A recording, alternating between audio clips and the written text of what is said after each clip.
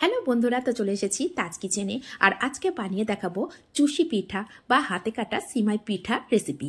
আর এই পিঠাটা কিন্তু আমরা যখন তখন কিন্তু যে কোনো ডেয়ারির দুধ দিয়েই বানিয়ে থাকি, কিন্তু এটা কখনো নারকেল দুধ দিয়ে বানিয়ে দেখেছেন যে এটা কতটা টেস্ট?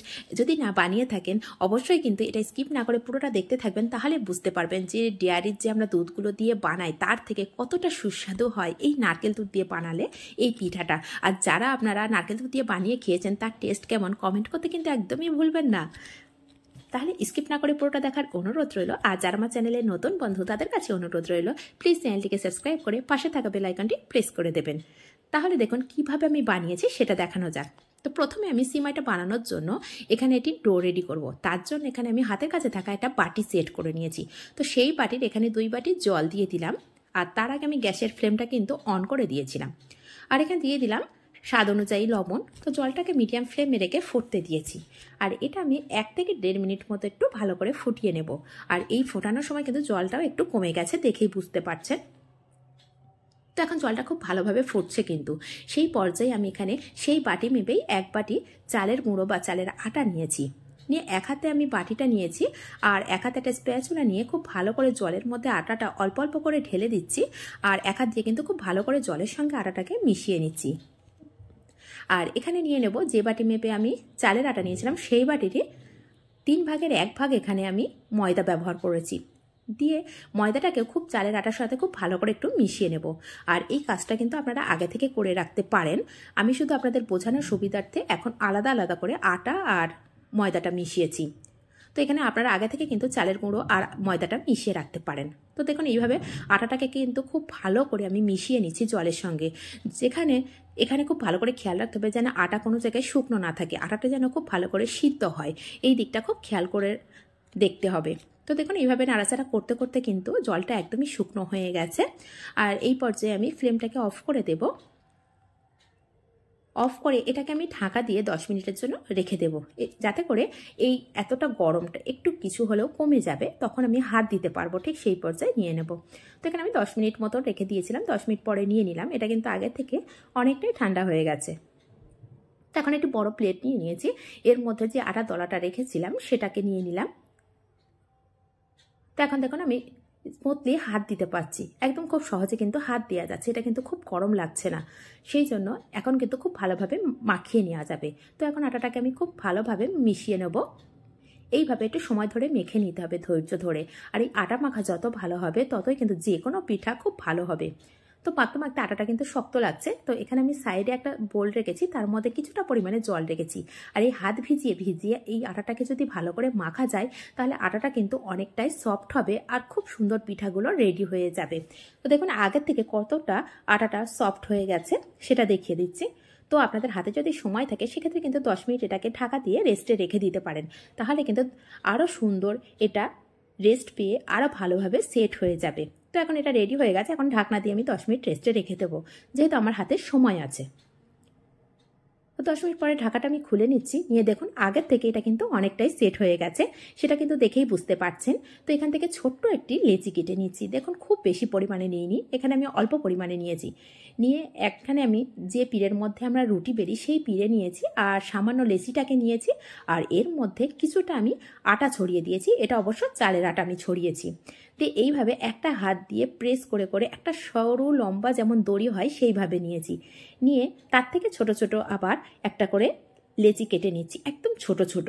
আর দেখুন একটা হাতে আমি সামান্য একটু আটা দিয়ে নিয়ে আর একটা হাত দিয়ে এইভাবে প্রেস করছি। দিয়ে দেখুন সিমাইটা কত তাড়াতাড়ি রেডি হয়ে যাচ্ছে, বা চুষি পিঠা। আর সবগুলো কিন্তু একদমই সমান হবে। আর কোথাটাই আমি দিচ্ছি একদম হাতের তালুর মাঝখানে কিন্তু রাখছি। দেখুন সেই জন্য কিন্তু মাঝখানটা মোটা হচ্ছে আর 2 সাইডগুলো খুব সরু হচ্ছে। প্রত্যেকটা কিন্তু খুব সুন্দরভাবে রেডি হয়ে যাচ্ছে। তো দেখুন আমি হাতটা কিভাবে রাখছি আপনাদেরকে কিন্তু দেখিয়ে দিচ্ছি।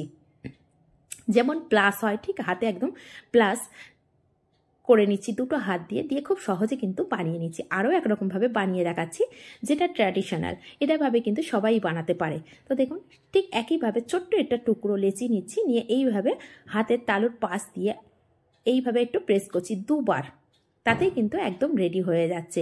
দেখে কিন্তু খুব সহজেই বোঝা যাচ্ছে যে কিভাবে আমি বানাচ্ছি। দেখুন একদিকে টেনে আরেকদিকে টেনে দিচ্ছি। দেখুন ঠিক এইভাবেই কিন্তু খুব সহজে বানানো যায়। তো আমি তো ওইভাবে বানাবো না, আমি হাতের স্পিড আছে সেজন্য খুব তাড়াতাড়ি কিন্তু বানিয়ে নিতে পারবো। তো এটা একটু সময় সাপেক্ষ ব্যাপার, যে যেভাবে পারবেন সেটা দিয়েই কিন্তু বানিয়ে নিতে পারেন। তো আমার কাছে মনে হয় যারা একদমই পারে না, এই পিঠেটা বানাতে ভয় পায়, তারা কিন্তু 2 হাতের তালু দিয়েই এটা রেডি করে নিতে পারেন। আর এটা দেখুন কীভাবে আমি বানাচ্ছি সেটা কিন্তু দেখানোর চেষ্টা করছি, জানি না কে কতটা বুঝতে পারছেন।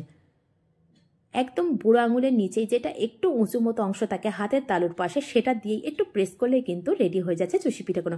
আর দেখুন প্রত্যেকটাই কিন্তু সমান হচ্ছে, আর 2 সাইডগুলো সরু হচ্ছে, মাঝখানটা হালকা মোটা। তাহলেই বুঝতে পারছেন যেটা কতটা সহজভাবে বানানো যায়। অনেকে ভয় পান, কিন্তু ভয় পাবেন না। এটা যদি এইভাবে বানাতে 1 বার 2 বার চেষ্টা করেন, 100 বার খুব ভালোভাবেই আপনারা পারবেন। কেন পারবেন না? অনেক সুন্দরভাবে আর সহজভাবে অবশ্যই পারবেন। তাহলে এই রেসিপিগুলো কেমন লাগছে আর এই বানানোটা কেমন হয়েছে অবশ্যই কিন্তু কমেন্ট করতে ভুলবেন না। আর যদি আমার রেসিপিগুলো একটুও ভালো লাগে আপনাদের, তাহলে লাইক করবেন, শেয়ার করবেন, আর নিত্য নতুন রেসিপিতে প্লিজ চ্যানেলটিকে সাবস্ক্রাইব তো অবশ্যই করে রাখবেন। তো দেখুন এইভাবে আমি সবগুলোই রেডি করে নিচ্ছি। তো আবারও দেখিয়ে দিচ্ছি একটা ছোট লেচি নিয়ে যে কিভাবে আমি প্রথমে সরু দড়ির মতো করে নিচ্ছি, নিয়ে তারপরে কিন্তু পিঠাগুলো আমি কেটে নিচ্ছি। তো এইভাবে সমস্ত পিঠাটাই আমি রেডি করে নিয়েছি। আর এখানে বলে রাখি, যে পরিমাণে পিঠা বানাবেন সেই পরিমাণের কিন্তু নারকেলের প্রয়োজন হবে। তো এখানে আমি একটা নারকেল নিয়েছি, সেই জন্য আমি পিঠাটা খুব অল্প পরিমাণে বানাবো। যেহেতু নারকেল দুধ একটু ঘন করে বার করতে হবে, আর এখানে আমি অল্প পরিমাণে সিমাই রেডি করেছি। আর এখানে নারকেল দুধের পরিবর্তে অবশ্যই যে কোনো মিল্ক ব্যবহার করতে পারেন, কিন্তু নারকেল দুধ দিয়ে একবার হলেও বানিয়ে দেখতে পারেন। আর এই নারকেলটা আমি ভালো করে কুড়ে নেব বা মিক্সিতে দিয়ে ভালো করে পেস্ট করে নেব। পেস্ট করে নিয়ে এখান থেকে আমি যে পরিমাণে দুধ বার করব সেটাও আপনাদের অবশ্যই বলে দেব। আর নারকেলটা অবশ্যই একটু শুকনো টাইপের হতে হবে, তাহলে কিন্তু দুধটা খুব ঘন বার হবে। তো এখানে দেখুন এটা ছোট কাপ নিয়েছি, চায়ের কাপ। সেই কাপের এখানে আমি একটা নারকেল থেকে 3 কাপের সামান্য একটু বেশি হয়েছে দুধটা আমি বার করে নিয়েছি। তো কাপটা কিন্তু খুব বড় কাপ না, বেশি পরিমাণে দুধ বার করতে গেলে কিন্তু একদম পাতলা হবে, সেক্ষেত্রে কিন্তু সিমাইটা টেস্ট লাগবে না। আর দিয়ে দিলাম সামান্য একটু লবণ, আর দিয়ে দিলাম এলাচের গুঁড়ো, খুব সামান্য। যদি কেউ পছন্দ করেন তবেই দেবেন, যদি কেউ এলাচের গুঁড়োটা পছন্দ না করেন অবশ্যই স্কিপ করতে পারেন। তো দেখুন এইভাবে ফ্লেমটাকে আমি অন করে দিয়েই কিন্তু কড়াটা দিয়েছিলাম তখন দুধ দিয়ে দিয়েছি, তখন ফ্লেমটা অন করা ছিল। তো এর মধ্যে সেই কাপ মেপে দেখুন 1.5 কাপের একটু বেশি, সামান্য একটু বেশি সিমাই দিয়ে দিলাম। এখানে কিন্তু বেশি পরিমাণে দেওয়া যাবে না, তাহলে কিন্তু একটু ভালো লাগবে না, একদম ঘন হয়ে যাবে। তো এখানে দিয়ে দিলাম, ভালোভাবে ফুটে যাওয়ার পরে সিমাইগুলো দিয়ে দিলাম, আর তার উপরে দিয়ে দিলাম 1/4 কাপ খেজুরের গুড়। আর এখানে কিছুটা, এটাও খেজুরের গুড়, সেটা লিকুইড। মিষ্টিটা যে পরিমাণে খাবেন সেই পরিমাণে দিয়ে নিতে পারেন। এখানে যদি মিষ্টির পরিমাণটা কেউ বেশি খান, এখানে 1 চামচ চিনিও দিতে পারেন, তাহলে চিনি দিলে কিন্তু মিষ্টির পরিমাণটা খুব সহজেই বোঝা যায় আর একটা অন্যরকম টেস্ট চলে আসে। কিন্তু এখন তো খেজুর গুড়ের সময়, এখন খেজুর গুড়ের টেস্ট কিন্তু আরও অন্যরকম, সেই জন্য খেজুর গুড় দিয়েই বানানোর চেষ্টা করবেন। তো এখানে চিনি দিয়েও বানাতে পারেন, সেটা কোনো অসুবিধা নেই, তবে টেস্টের ব্যাপার থাকে, যেটা দিয়ে পছন্দ করবেন সেটা দিয়েই বানাতে পারেন। আর দেখুন সিমাইগুলো আমি তুলে তুলে দেখে দিচ্ছি কতটা সুন্দর ঝরঝরে হয়েছে। আর যদি একটা দুটো হালকা এরকম দলা পাকিয়ে যায়, সেক্ষেত্রে কিন্তু একটা চামচ দিয়ে ধরলেই কিন্তু এটা অনেকটাই সহজেই ছাড়ানো হয়ে যাবে, সেটাতে কোনো অসুবিধে নেই। দেখুন এখানে একটা দলা পাকিয়ে গিয়েছে, সেটাকে আমি এইভাবে স্প্যাচুলা দিয়ে হালকা করে ছাড়িয়ে দিচ্ছি, সেটা কিন্তু খুব সহজেই ছেড়ে যাচ্ছে, সেটা দেখেই বুঝতে পারছেন। তো অবশ্যই সিমাইটা বানানোর পরে কিছুটা চালের আটা ছড়িয়ে দিয়ে রাখবেন, তাহলে কিন্তু এরকম দলা পাকিয়ে যাবে না। আর যদি চালের আটা না ছড়িয়ে রাখেন, তাহলে কিন্তু একটু জড়িয়ে যাওয়ার সম্ভাবনা থাকে। তাহলে দেখুন কতটা সহজে বানিয়ে নিলাম সিমাই রেসিপিটা। যদি কেমন লাগছে অবশ্যই কিন্তু জানাবেন, কমেন্ট করবে।